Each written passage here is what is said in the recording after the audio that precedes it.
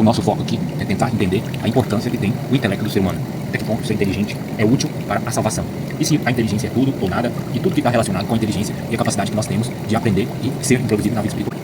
Para a gente começar o discernimento sobre esse assunto, devemos saber que o ser humano ele é feito à imagem e semelhança de Deus. Sendo assim, o ser humano é um ser racional e tem intelecto, diferente dos outros animais. E é isso que nos aproxima do nosso Criador. Nós temos uma característica importante, que nós precisamos conhecer para poder amar. Sendo assim, a nossa vontade ela é como se fosse uma potência cega. Sendo assim, ela só pode desejar aquilo que lhe é apresentado pela inteligência como sendo o bem ou como sendo a verdade. Então, a inteligência que define o que é bom para nós, o que é interessante para nós. Então, a inteligência é como se fosse a lanterna para a nossa vontade. Se a nossa inteligência é ou está obscurecida ou mal informada, a gente acaba nos apaixonando pelo pecado e achando que o meio é o fim. Portanto, nossa inteligência é fundamental para identificar o nosso fim último, que é o nosso Deus.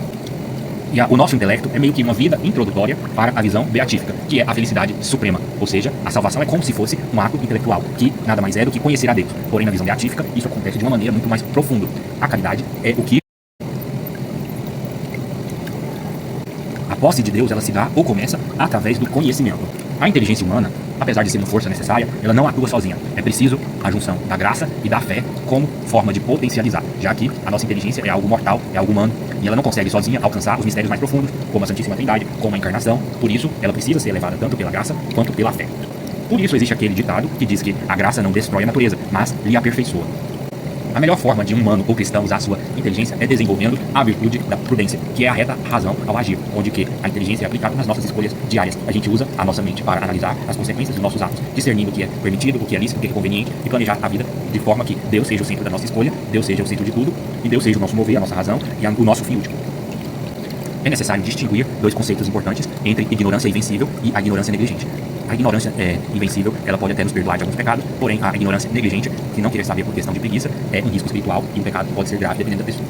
Por isso o cristão tem que praticar os estudos com fé, para fundamentar a sua vida, para fugir das falsas ideologias, para fugir de sentimentalismo vazio, tendo uma fé inteligente, uma fé robusta, capaz de suportar e enfrentar as crises do mundo e as tentações do inimigo. Um papel importante da inteligência é aprender a lidar com as próprias paixões, saber até onde vai a influência do pecado, a influência das pessoas, do ambiente e onde que está as escolhas de Deus, seguindo tudo ao coração de Jesus e adaptando os nossos gostos ao que o Senhor tem nos ensinado através da razão. Por isso esse ditado aqui se torna muito importante. Onde não há governo da inteligência, as virtudes se tornam vícios. Ou seja, é através da inteligência que o ser humano consegue desenvolver um equilíbrio moral. Nós usamos a analogia de que a inteligência ela é o olho da alma. Muitos santos da igreja, como Santo Agostinho, o próprio Aquino, identificava isso como uma verdade espiritual. Isso faz todo sentido que a estratégia do mal seja causar uma cegueira ou embaçamento da visão do nosso olho da alma, ou seja, embaçar a nossa inteligência através das névoas do pecado, das más influências e destruindo as virtudes. Então, se a inteligência ela é o olho, é ela que nos dá o foco, a direção ao qual nosso coração estará inclinado. Porque aonde aponta o olho da nossa alma, é lá que a nossa vida vai estar ou se inclinar, ou a maneira que vamos mover as coisas.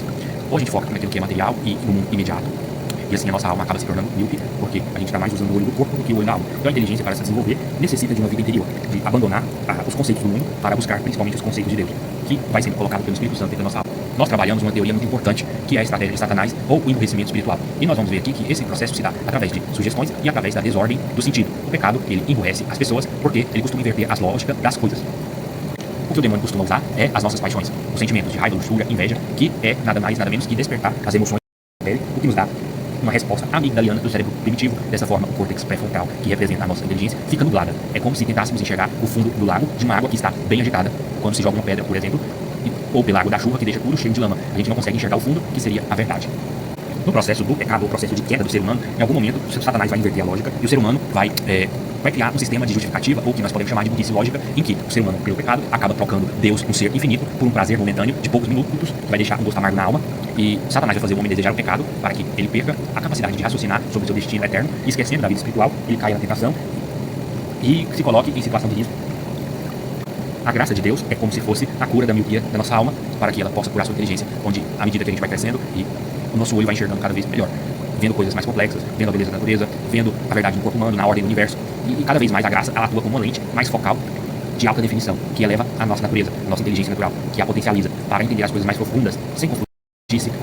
Aquilo que antes parecia chato, difícil, vai tornando um gosto melhor, vai tendo mais clareza e profundidade, como é o caso de estudar a Suma Teológica. Agora nós vamos tentar entender o papel da caridade nesse processo que nós chamaremos de enxergar a Deus. A caridade é o que gera a união, o toque, o permanecimento naquilo que a gente vê. A caridade ela vai aperfeiçoando a posse de Deus e que nós vamos colocar em 3 níveis. A caridade é como se fosse o motor da fé.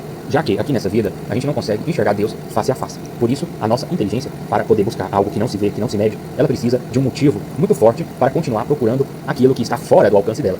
Por isso, o desejo de saber, ele vem da caridade, como se fosse uma paixão por Deus. Quando nós amamos uma pessoa, nós queremos saber tudo sobre ela e aprofundar isso. A caridade, ela move a nossa vontade. Dessa forma, faz com que o nosso intelecto seja ordenado.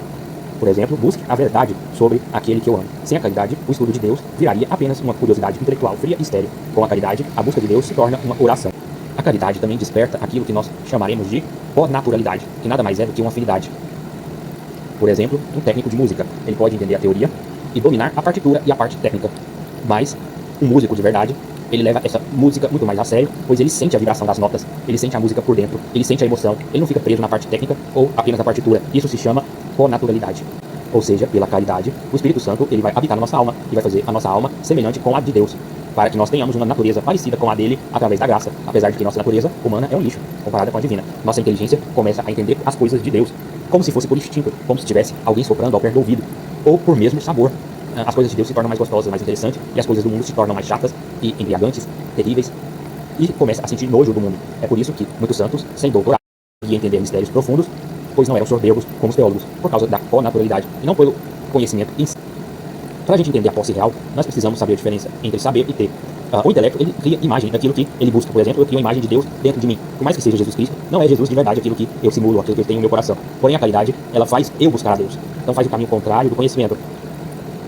Então, a caridade é o que nos une a Deus. É como se fosse uma cola, de forma permanente. Sem a caridade, o conhecimento seria algo vazio e não nos dá a posse do objeto. Já a caridade, sim, é como se a gente tivesse um banquete, porém houvesse um vidro que separa. Então, a caridade quebra o vidro e permite que a gente tenha prazer no bem que buscamos. A inteligência sem o amor acaba por gerar orgulho, que foi o erro de Satanás.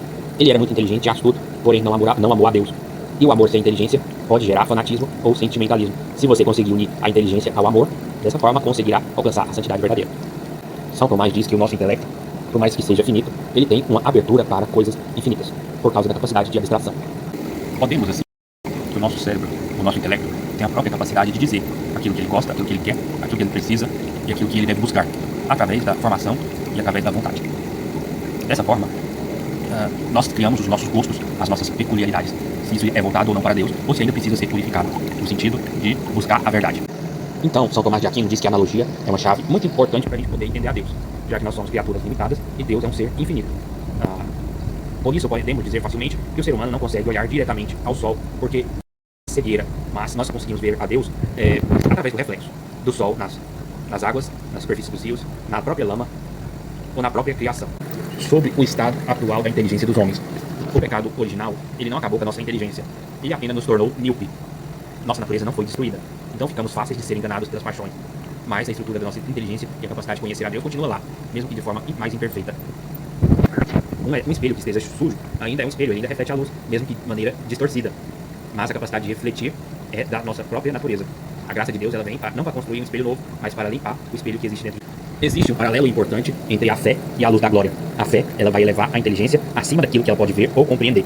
E a luz da glória vai fortalecer o intelecto humano para que o ser humano consiga suportar a visão direta de Deus sem morrer.